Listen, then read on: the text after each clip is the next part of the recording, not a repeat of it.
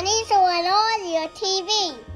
You need a lollipop mold, a lollipop thermometer, and some lollipop sticks. A link for everything you'll need will be in the description. First, you need 200 grams of sugar.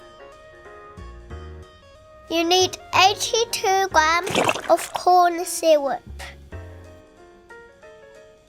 Add 60 milliliters of water. Heat over medium heat until the sugar dissolves. Heat to 300 Fahrenheit, which is 149 degrees. Make sure the brushing is done by an adult. Make sure the brush is wet. Whilst boiling, prepare the lollipop mold.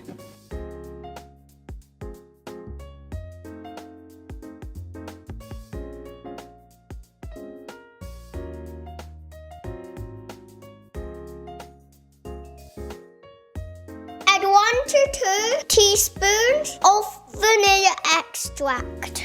Then add food coloring.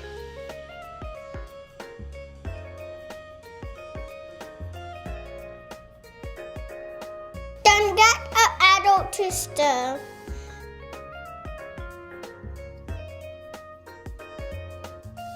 Then pour the mixture into the mold. Wait to cool down and then enjoy.